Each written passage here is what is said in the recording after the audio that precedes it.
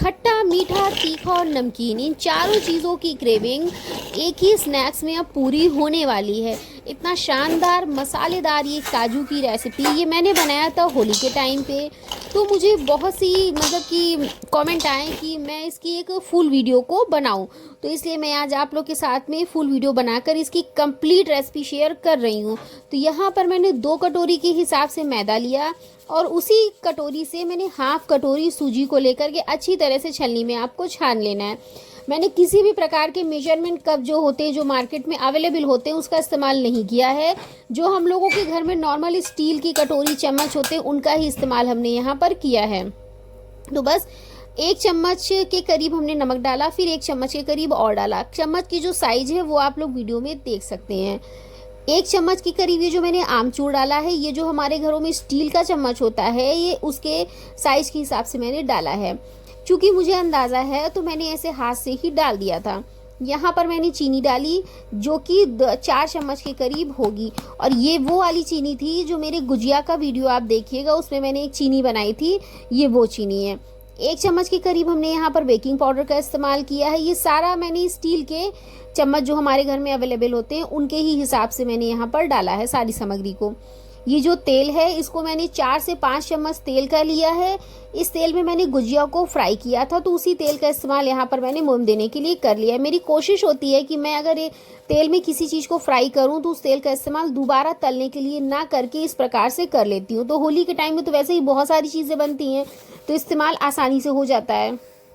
सारी सामग्रियों को हमें दोनों हाथों की मदद से अच्छी तरह से मसलना है, और तब तक मसलना है जब तक सारी चीज़ें एक दूसरे में मिल ना जाएं। और उसके बाद हमने इनका एक टाइट सा डो बना लेना है, जैसे कि कचौड़ियों का डो होता है।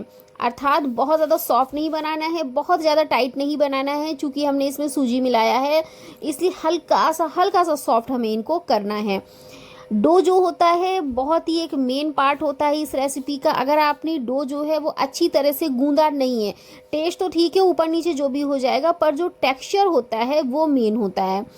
तो इस प्रकार से इसलिए मैंने इस वीडियो को थोड़ा लंबा बनाया है, और आटा गूंदने का भी मैंने वीडियो यहाँ पर दिखाने का आप लोगों को प्रयास किया है कि मैंने यहाँ पर किस प्रकार से आटे को लगाया था। तो थोड़ा थोड़ा आटे को लेकर के आपको बॉल बना लेना है, क्योंकि सारे आटे को इकट्ठा जब टाइट गूंदिए तो मुश्किल होता है। तो इसलिए थोड़ा थोड़ा पोर्शन में लेके इस प्रकार से आपको एक बॉल बनाकर रख लेना है। तो इस प्रकार जब सारी बॉल बन जाए तो उन्हें इकट्ठा करके हमें अच्छी तरह से गूंद करके पन्नी में डाल करके इनको रख लेना है। दोस्तों, मेरी वीडियो कैसी लगेगी मुझे प्लीज़ कमेंट सेक्शन में ज़रूर बताइएगा। ये मेरा पहला वीडियो है जिसे मैंने इतना लंबा बनाया हुआ है, तो यकीन मानिए सबको ये काजू जो है वो बहुत ज़्यादा टेस्टी लगे, इसीलिए मैं इसका एक लॉन्ग वीडियो बना रही हूँ। तो प्लीज़ मेरा एफर्ट, मेरी मेहनत, मेरी रेसिपीज़ आप लोगों को कैसी लगी मुझे ज़रूर बताइएगा, और अच्छा लगे तो सब्सक्राइब भी कर दीजिएगा, और बहुत अच्छा लगे तो लाइक भी कर दीजिएगा, और बहुत अच्छा लगे तो शेयर भी कर दीजिएगा अपने फैमिली और फ्रेंड्स के साथ में। बस देखिए, यहाँ पर हमने सारी बॉल्स को इकट्ठा करके और उन्हें फिर से अगेन गूंदा, मिक्स किया एक साथ में, और फिर पन्नी में बांध करके हमें रख देना है आधे घंटे के लिए रेस्ट के लिए, क्योंकि हमने इसमें सूजी मिक्स किया। आप लोग देख सकते हैं कितना टाइट डो है, बिल्कुल जैसे कचौड़ियों का डो बनता है ना, बिल्कुल ऐसे ही है। बट ये कि कचौड़ियों में थोड़ा सा हम मोइन जो होता है, तेल या घी का जो भी आप लगाते हैं वो ज़्यादा डालते हैं, पर इसमें हमें उतना ज़्यादा मोइन नहीं लगाना है, क्योंकि हमने इसमें बेकिंग पाउडर लगाया हुआ है, मतलब आटे में मिक्स किया हुआ है इसलिए।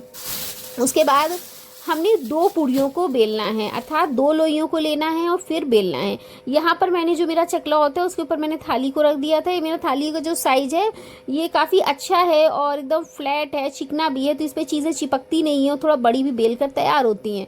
तो यहाँ पर हमें इस प्रकार से 2 रोटियों को बेल लेना है। दोनों रोटियों को बेलने के बाद हमें एक के ऊपर एक रखना है।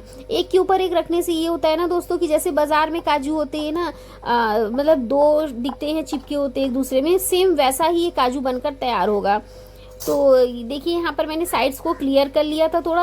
अब बस इस प्रकार से ढक्कन की मदद से, हाफ ढक्कन से आपको कट करना है। जो पहला काजू है वो ख़राब होगा, पर अगर आप उसे अगेन काट देंगे तो क्या कहते हैं वो शेप बन जाती है, बट बाकी के सारे शेप बेहतरीन बनकर तैयार हो जाएंगे।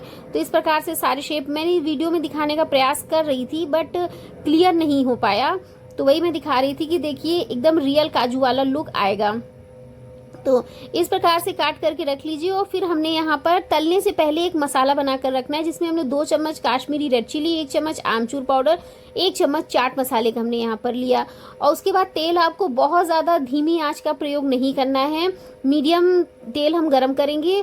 और क्योंकि इसको तलने के लिए हमें बहुत ज़्यादा धीमी आंच पे सिजाना नहीं पड़ता, जैसे कि हम गुजिया मटरी वगैरह को तलते हैं। तो यहाँ पर आँच को हमें, क्योंकि फटाफट से इसलिए तलकर तैयार भी हो जाए। जो टाइम लगता है दोस्तों हमें इनका आटा गूंदने में और ये शेप बनाने में ही लगता है, फ्राई करने में तो बिल्कुल भी टाइम नहीं लगता है।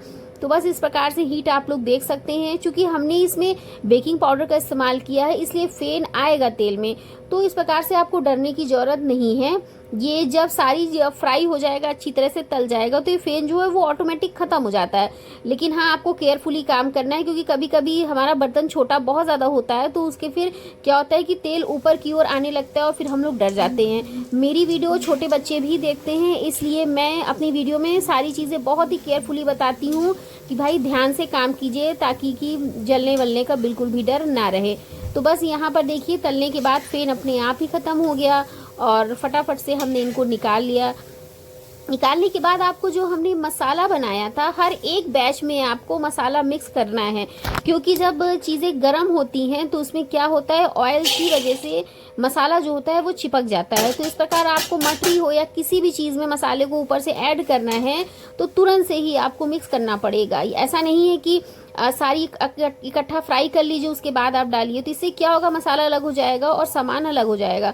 तो इस प्रकार से हमने देखिए हर एक बैच में हम मसाले को मिक्स करेंगे और हमारा शानदार सी रेसिपी जो है वो बनकर तैयार हो गई। तो मेरी रेसिपी कैसी लगी मुझे ज़रूर बताइएगा। अच्छी लगे तो सब्सक्राइब कर दीजिएगा, लाइक भी कर दीजिएगा और शेयर भी कर दीजिएगा। राधे राधे।